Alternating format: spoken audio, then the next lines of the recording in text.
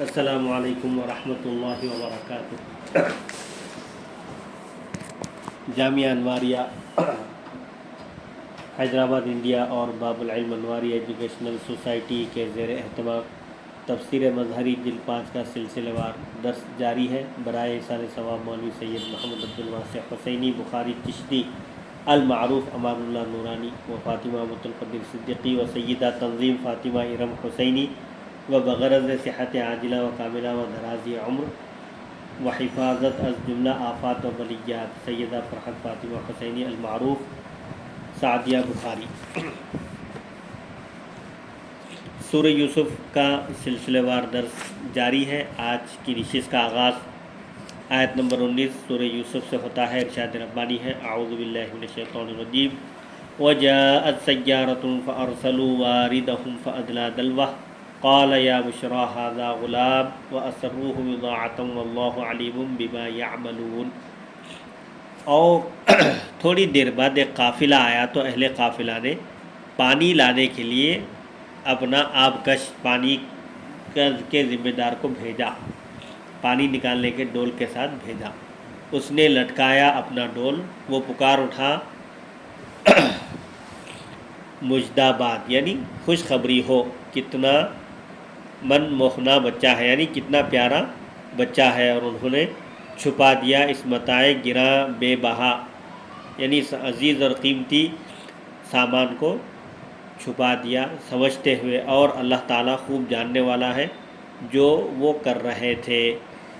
ایک قافلہ آیا جب یوسف علیہ السلام کے بھائیوں نے ان کو کنویں میں ڈال دیا تو وہاں ایک قافلہ آیا جو مدین سے، مقام کا نام ہے مدین، جو مدین سے سفر کر کے مصر کی طرف جا رہا تھا۔ وہ راستہ بھول گئے اور اس کنویں کے قریب پڑاؤ کیا، یعنی وہاں رک گئے۔ یہ کنواں آبادی سے دور چرواہوں اور مسافروں کے لیے تھا۔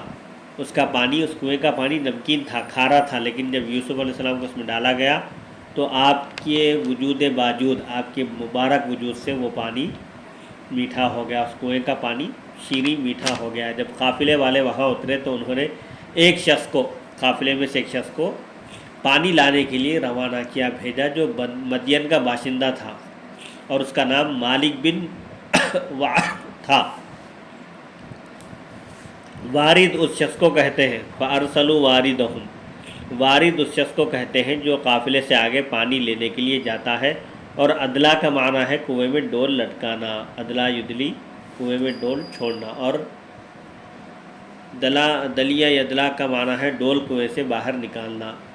پس اس نے ڈول لٹکایا، یعنی کنویں کے پاس پہنچ کر پانی نکالنے کے لیے ڈول کنویں میں چھوڑا تو حضرت یوسف علیہ السلام اس کی رسی سے لٹک گئے۔ جب آپ باہر تشریف لائے تو آپ کا حسن و جمال نگاہوں کو خیرہ کر رہا تھا، یعنی آپ کو آدھا حسن عطا کیا گیا تھا، آپ کے حسن و جمال سے نگاہیں خیرہ ہو رہی تھی، یعنی سب حیرت میں تھے آپ کو دیکھ کر۔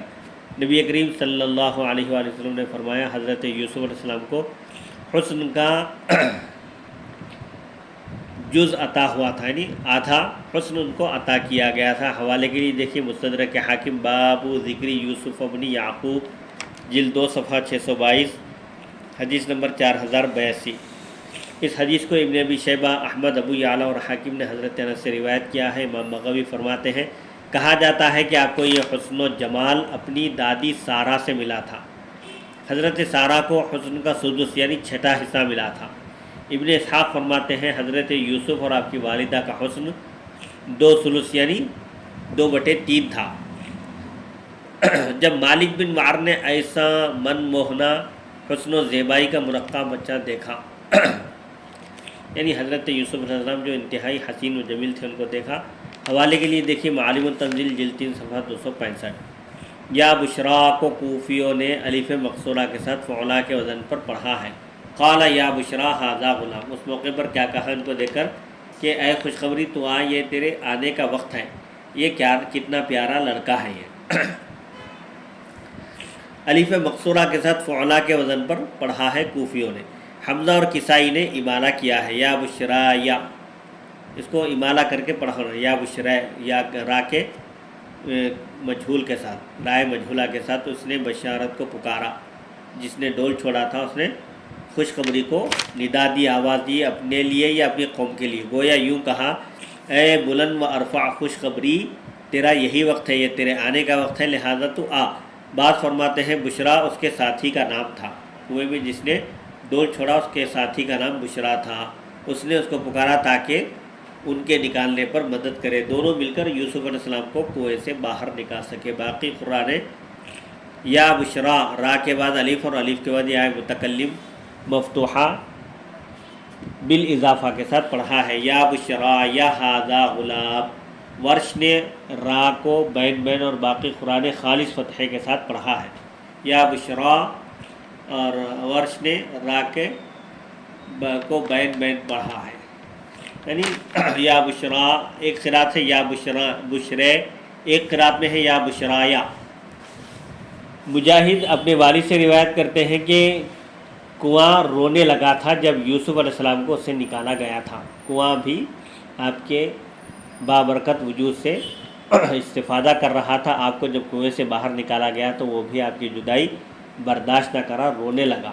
یعنی والد اور اس کے ساتھیوں نے اس بچے کو قافلے والوں سے چھپایا، مخفی رکھا تاکہ کوئی ان میں سے ہمارا اس بچے میں شریک نہ بن جائے، یعنی قافلے والے بھی اس بچے کو اگر بازار میں لے جا کر بیچیں گے تو اس قیمت میں دوسرے شریک نہ ہو، اس ارادے سے انہوں نے ان کو چھپایا۔ بعض فرماتے ہیں انہوں نے یوسف کے معاملے کو چھپایا اور کہا ہمیں یہ پانی والوں نے دیا ہے تاکہ ہم انہیں مصر میں ان کے لیے فروخت کریں۔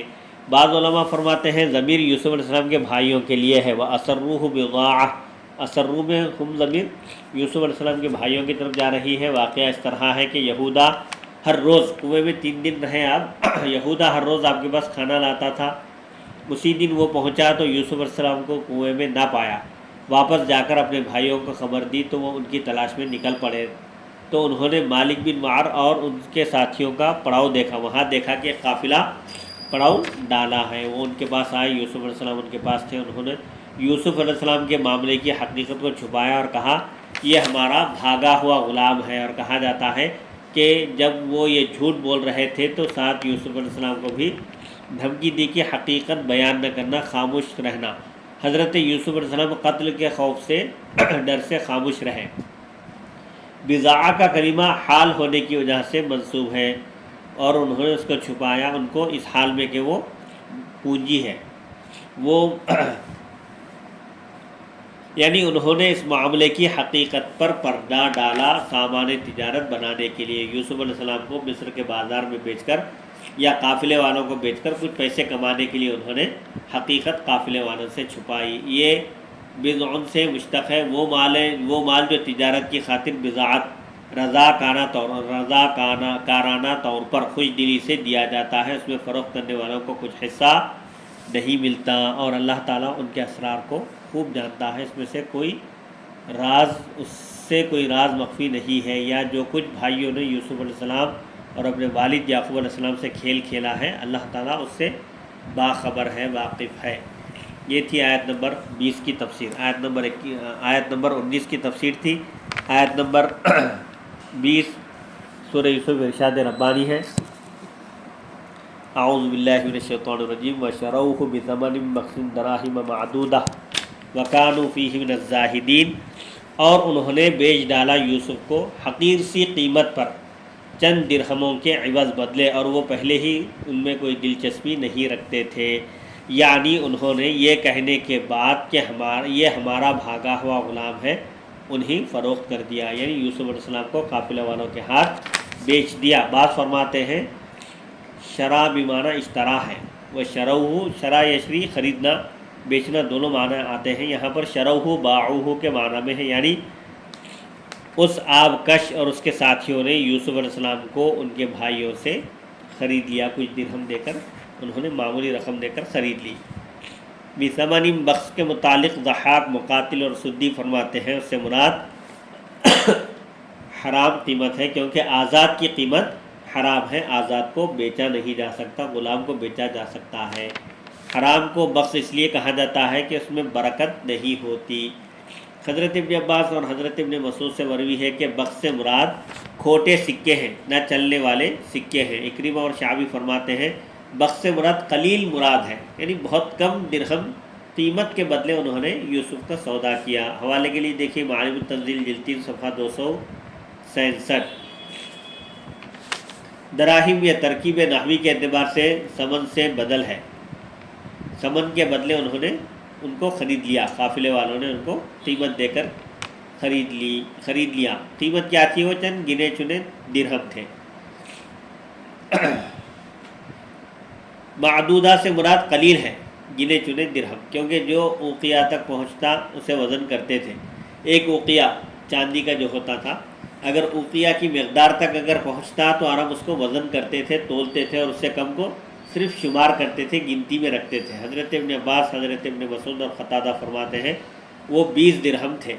قافلے والوں سے انہوں نے 20 درہم لیے اور یوسف کو ان کے حوالے کیا۔ تمام بھائیوں نے آپس میں 2 درہم تقسیم کر لیے تھے۔ 20 درہم تھے، آپس میں لوگ بھائی 10 تھے ٹوٹل۔ مجاہد فرماتے ہیں وہ 22 درہم تھے، اکرمہ فرماتے ہیں وہ 40 درہم تھے۔ بہرحال یہ مختلف اقوال ہیں۔ حوالے کے لیے دیکھیے معارف التنزیل جلد 3 صفحہ 267۔ کیونکہ انہیں معلوم ہی نہ تھا کہ اللہ تعالیٰ کی بارگاہ میں اس نفس صالحہ کا کتنا بڑا مقام و مرتبہ ہے۔ بعض علماء فرماتے ہیں اس کا معنی یہ ہے کہ وہ قیمت سے دلچسپی نہیں رکھتے تھے، قیمت لینا ان کا مقصد نہیں تھا، کیونکہ ان کا مقصد قیمت کا حصول نہیں تھا، بلکہ وہ تو صرف یوسف علیہ السلام کو اپنے والد سے دور کرنا چاہتے تھے۔ امام بیضاوی فرماتے ہیں اگر کانوں کی ضمیر قافلے والوں کے لیے ہو اور وہ فروخت کرنے والے ہوں تو ان کی عدم دلچسپی کا پتہ اس طرح چلتا ہے کہ انہوں نے ان کو راستے سے اٹھایا تھا، اور ملتقط للشیء شے کو اٹھانے والا اس شے کو حقیر سمجھتا ہے، معمولی سمجھتا ہے، اور اسے چھن جانے کا ڈر خوف لگا رہتا ہے، اور اسے فروخت کرنے میں وہ جلدی کرتا ہے، جلد بازی سے کام لیتا ہے۔ اور اگر خریدنے والے ہوں، اگر وہ شروع میں ضمیر خریدنے والوں کی طرف جا رہی ہے یا وکانو میں، تو اگر وہ خریدنے والے ہوں تو وہ یوسف علیہ السلام میں اس لیے دلچسپی نہ رکھتے تھے کیونکہ وہ انہیں بھاگنے والا غلام گمان کرتے تھے، بھاگنے والا غلام سمجھتے تھے۔ وکانو فیہ من الزاہدین، فیہ الزاہدین کے متعلق ہوگا اگر لام تعریف کا مانا جائے، اور اگر لام بمعنی الذی ہو تو محذوف کے متعلق ہوگا جس کو الزاہدین واضح کر رہا ہے، کیونکہ صلے کا متعلق موصول سے مقدم نہیں ہو سکتا، پہلے موصول آتا ہے اس کے بعد پھر صلہ آتا ہے۔ حوالے کے لیے دیکھیے تفسیر بیضاوی مائع حاشیہ شیخ زادہ جلد 5 صفحہ 21۔ پھر مالک بن معر اور اس کے ساتھی حضرت یوسف کو لے کر چلے تو بھائیوں نے ان کا پیچھا کیا اور کہا کہ اس سے عہد لو کہ یہ نہیں بھاگے گا، وعدہ لو اس سے کہ یہ نہیں بھاگے گا۔ وہ قافلہ آپ کو لے کر مصر پہنچا اور مالک نے فروخت کرنے کے لیے منڈی میں یوسف کو پیش کیا۔ حضرت ابن عباس فرماتے ہیں آپ کو قطفیر نے خریدا تھا، عباس فرماتے ہیں اطفیر نے خریدا جو بادشاہ کا وزیر خزانہ، وزیر فائنانس تھا، اور اسے عزیز کہا جاتا تھا، عزیز مصر، اور اس وقت اور اس کے ارد گرد علاقوں کا بادشاہ عمالقہ سے ریان بن ولید بن سروان تھا۔ بعض نے لکھا ہے کہ اس بادشاہ کا وصال نہ ہوا تھا کہ حتیٰ کہ یوسف علیہ السلام پر ایمان لایا تھا وہ بادشاہ، اور یوسف علیہ السلام کے دین کی پیروی اتباع کرتا تھا، پھر اس کا وصال ہوا جبکہ ابھی یوسف علیہ السلام حیات تھے۔ حضرت ابن عباس فرماتے ہیں جب قافلہ مصر میں داخل ہوا تو قطفیر مالک بن معر سے ملا اور اس سے یوسف علیہ السلام کو 20 دینار، 1 جوتا اور 2 سفید کپڑوں کے بدلے میں خرید لیا۔ وہب بن منبہ فرماتے ہیں قافلے والے یوسف کو مصر کے بازار میں لائے اور بیچنے کے لیے پیش کیا۔ لوگوں نے بولی لگانی شروع کی، حتیٰ کہ آپ کی قیمت ثمن سونا، چاندی، کستوری اور حریر ریشم کے 400 رطل تک پہنچ گئی۔ آپ کی اس وقت عمر مبارک 13 سال تھی، تو اس قیمت سے قطفیر نے آپ کو خرید لیا۔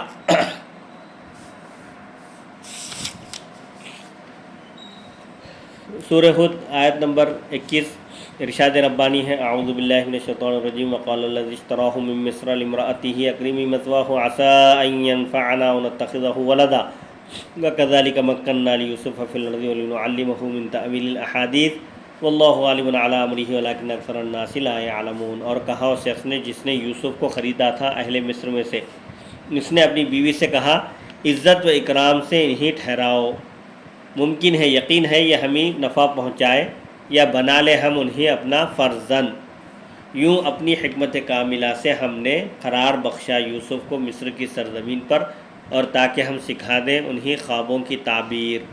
اور اللہ تعالیٰ غالب ہے اپنے ہر کام میں، ہر کام پر غالب ہے، لیکن اکثر لوگ اس حقیقت کو نہیں جانتے، اس حقیقت سے واقف نہیں ہیں۔ قطفیر نے کہا اپنی بیوی راعیل سے، قطفیر عزیز مصر کی بیوی کا نام راعیل تھا، بعض نے ان کا نام زلیخا لکھا ہے۔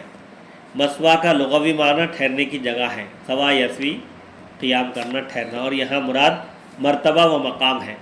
ابن جریج اور قتادہ نے اسی طرح لکھا ہے۔ بعض علماء فرماتے ہیں اس کا معنی کھانے پینے اور لباس کا پورا اہتمام کرنا ہے، یعنی اکریمی مسوا ہو، ان کے کھانے پینے کا بندوبست کرو، ان کے خیام طعام کا اہتمام کرو۔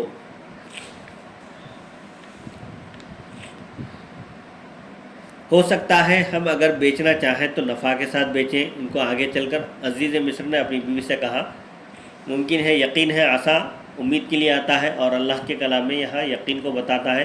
یقین ہے کہ اگر ہم انہیں بیچنا چاہیں تو نفع کے ساتھ بیچیں، یعنی ان کو بیچیں گے تو ہم اب جتنی قیمت میں خریدے ہیں اس سے زیادہ قیمت آئے گی۔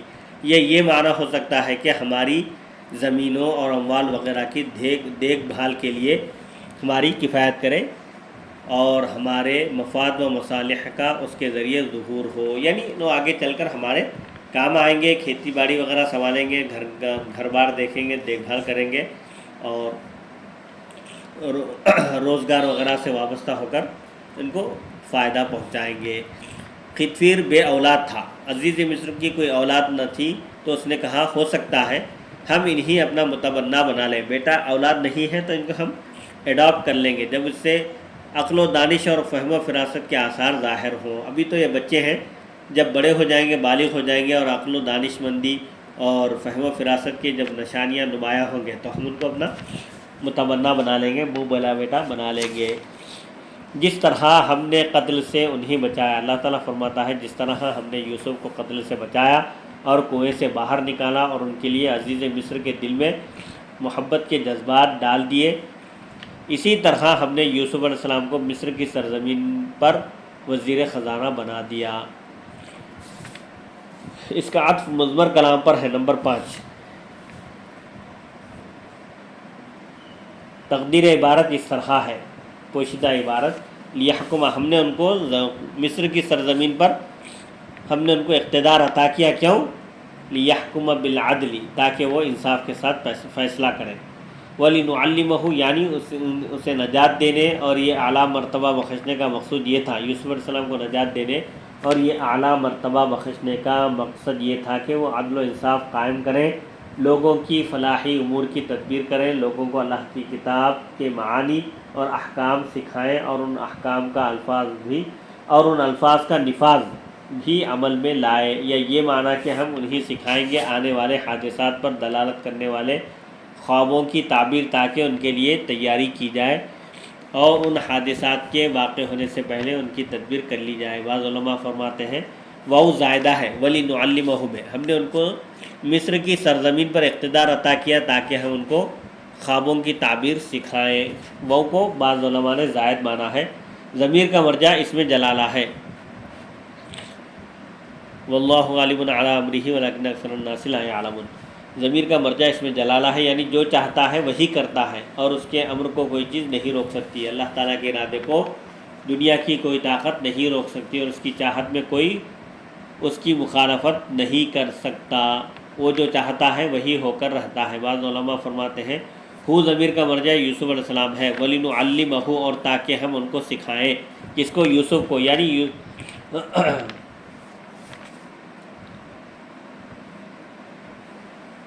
یعنی یوسف کے بھائیوں نے آپ کے متعلق کچھ ارادہ کیا تھا، اور اللہ تعالیٰ نے آپ کے متعلق اس کے خلاف ارادہ کیا، تو وہی ہوا جو اللہ تعالیٰ نے ارادہ فرمایا تھا۔ بھائیوں نے یوسف علیہ السلام کو والد سے دور کرنا چاہا، اللہ تعالیٰ نے ان کو اقتدار بخشنا چاہا، اللہ نے ان کو مصر میں اقتدار عطا کیا۔ اللہ جو چاہتا ہے وہی ہوتا ہے، واللہ عالم علی امرہ، لیکن اللہ تعالیٰ کی صنعت گری کے لطائف اور اس کے لطف کے اسرار کو اکثر لوگ نہیں جانتے، یا یہ معنی کہ اکثر لوگ نہیں جانتے کہ اللہ تعالیٰ کیا چاہتا ہے اور کیا کرتا ہے۔ اللہ کی مشیت بندوں کو معلوم نہیں ہو سکتی۔ یہ تھی آیت نمبر 21 کی تفسیر سورہ یوسف۔ آیت نمبر 22 سورہ یوسف ارشاد ربانی ہے وَلَمَّا بَلَغَ أَشُدَّهُ آتَيْنَاهُ حُکْمًا وَعِلْمًا وَكَذَلِكَ نَجْزِي الْمُحْسِنِينَ، اور جب وہ پہنچے اپنے پورے جوبن کو یعنی مکمل جوان ہو گئے تو ہم نے عطا فرمائی انہیں نبوت اور علم، منصب نبوت سے سرفراز فرمایا، اور یوں ہی ہم نیک جزا دیتے ہیں، اچھا بدلہ دیتے ہیں اچھے کام کرنے والوں کو۔ یعنی جب یوسف علیہ السلام اپنی جوانی اور صلاحیتوں کی انتہا کو پہنچ گئے، مجاہد فرماتے ہیں اس سے مراد 30 سال ہے، یعنی جب حضرت یوسف علیہ السلام کی عمر 30 سال ہوئی۔ کلبی فرماتے ہیں اشد 18 سے 30 سال کی عمر کے درمیان کے حصے کو اشد کہتے ہیں عربی میں، بلغ اشدہ، یعنی 18 سے 30 سال کی عمر کے درمیان کے لیے یہ لفظ استعمال ہوتا ہے۔ امام مالک سے اشد کا مفہوم پوچھا گیا تو ہم نے فرمایا الحلم، یعنی بلوغت مراد ہے، یعنی جب حضرت یوسف علیہ السلام بالغ ہوئے تو ہم نے ان کو نبوت اور علم عطا کیا۔ حکمن سے مراد نبوت ہے، بعض علماء فرماتے ہیں اس سے مراد درست قول ہے، یعنی صحیح بات، اور علم سے مراد دین میں تفقہ، یعنی دین کی سمجھ بوجھ یا خوابوں کی تعبیر ہے۔ بعض فرماتے ہیں تعلیم، حکیم اور عالم میں فرق ہے۔ حکیم اور عالم میں فرق یہ ہے کہ عالم وہ ہوتا ہے جو اشیاء کو جانتا ہے، اور حکیم وہ ہوتا ہے جو علم کے مطابق عمل کرتا ہے۔ حضرت ابن عباس فرماتے ہیں محسنین سے مراد مؤمنین ہے، آپ سے اس کا معنی مہتدین یعنی ہدایت یافتہ بھی مروی ہے۔ اسی طرح ہم بدلا دیتے ہیں ہدایت یافتہ لوگوں کو۔ یہ جزا عالم شباب میں حسن عمل اور تقوی کی بنا پر عطا فرمائی تھی۔ حوالے کے لیے دیکھیے تفسیر بیضاوی مائع حاشیہ شیخ زادہ جلد 5 صفحہ 22۔